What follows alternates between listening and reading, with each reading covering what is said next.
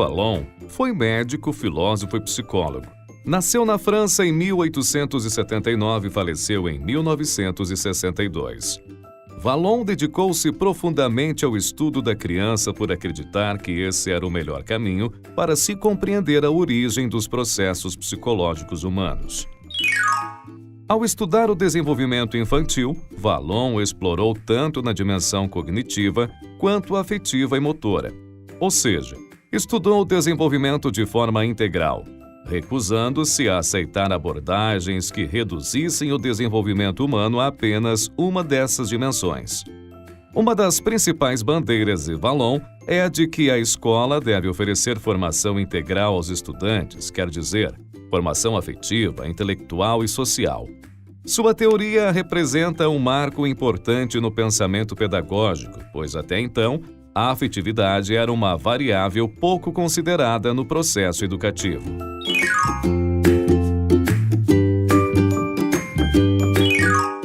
Os trabalhos de Vallon situam-se nos campos da psicologia genética e da psicologia do desenvolvimento.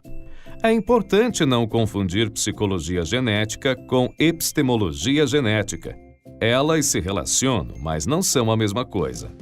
A epistemologia genética é a teoria psicológica desenvolvida por Jean Piaget em seus estudos sobre como os indivíduos constroem conhecimento, ou seja, Piaget queria saber como alguém passa do estado de não conhecimento para o estado de conhecimento. A psicologia genética, por outro lado, está mais interessada em compreender quais as origens dos processos psíquicos. Grosso modo, podemos dizer que a epistemologia genética de Piaget interessa-se pelas origens do conhecimento. Já a psicologia genética interessa-se pelas origens dos processos psicológicos. Vallon não é o único teórico no campo da psicologia genética, mas é um dos mais relevantes. Vallon utilizou conhecimentos da antropologia, psicopatologia, neurologia e outras áreas de conhecimento para desenvolver seu trabalho de pesquisa. Ele entendia que os processos psicológicos têm origem orgânica, ou seja, biológica, mas que eles só podem ser bem compreendidos quando consideramos as maneiras pelas quais as influências socioambientais interagem com esses processos.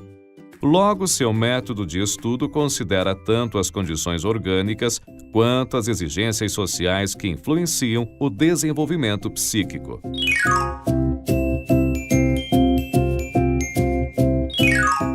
Vallon entende que a estrutura biológica é a primeira condição para a atividade psíquica, ou seja, não pode haver psiquismo sem um equipamento orgânico que o comporte. Contudo, a nossa mente opera sobre estímulos que são recebidos de fora do organismo.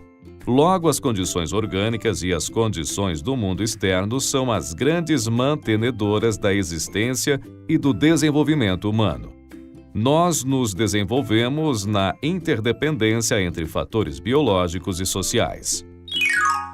O desenvolvimento do pensamento infantil, segundo Vallon, não ocorre de forma contínua. Ele é marcado por descontinuidades, ou seja, crises e conflitos. Essas descontinuidades são resultado do amadurecimento do sistema nervoso que traz novas possibilidades orgânicas para o exercício do pensamento e de alterações no meio social que trazem situações novas e estímulos diferenciados.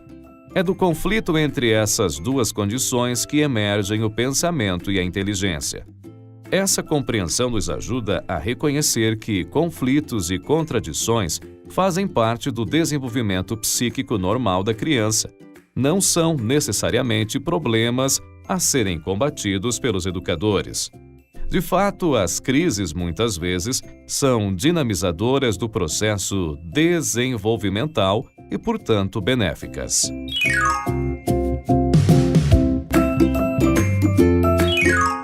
A inteligência, segundo Vallon, se desenvolve após a afetividade, contrariando outras teorias psicológicas. Para Vallon, a inteligência surge de dentro da afetividade e estabelece com ela certa relação de conflito. Talvez seja por isso que nos interessamos mais em aprender as coisas que gostamos e evitamos aquelas que não se conectam com nossos afetos. Parece que, para alimentar a inteligência, faz-se necessário mobilizar os afetos. Segundo Vallon, ao nascermos, somos frágeis seres orgânicos e o nosso desamparo biológico exige que outros seres humanos cuidem de nós. Essa condição de absoluta dependência caracteriza nossos 2 primeiros anos de vida e, por isso, nos tornamos seres afetivos, ou seja, a emotividade do bebê, expressa no choro e no grito, garante que o adulto se mobilizará para atender às suas necessidades. Logo, a expressão emocional é uma linguagem, a sua função é fundamentalmente social. Ela é usada para comunicar necessidades. Essa afetividade tem raízes biológicas, mas, ao mesmo tempo, sua função é social. Não se deve confundir afetividade com amor e carinho. Quando falamos em afetividade, estamos falando das coisas que nos afetam. Todos somos afetados por elementos externos como o olhar do outro, um objeto que chama atenção. Mas também somos afetados por elementos internos como a fome, as lembranças. Então, a afetividade é a capacidade de sermos afetados de forma positiva ou negativa por eventos externos e internos. O choro da criança, por exemplo, afeta o adulto que cuida dela. Esse caráter contagiante da afetividade humana permite que as expressões afetivas como o choro sejam culturalmente interpretadas pelo adulto, que então age para atender a criança. É no contexto dessa interação emocional e social que se dá o desenvolvimento cognitivo da criança. Mas Vallon ainda destaca a importância das atividades motoras nesse processo, pois o bebê também expressa sua emotividade por gestos, expressões faciais, agitação corporal. O ato motor é uma atividade expressiva que comunica os estados emocionais do bebê e, ao mesmo tempo, gera estados emocionais nos adultos. Na medida em que a função simbólica se desenvolve, ou seja, que a criança se torna capaz de pensar sobre coisas que não estão presentes, de ver o desenho de um cachorrinho e associá-lo mentalmente a um animal real, essa sofisticação das capacidades cognitivas permite a internalização dos atos motores.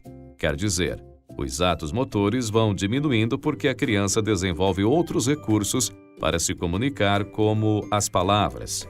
Além disso, ela adquire maior controle e refino sobre o ato motor.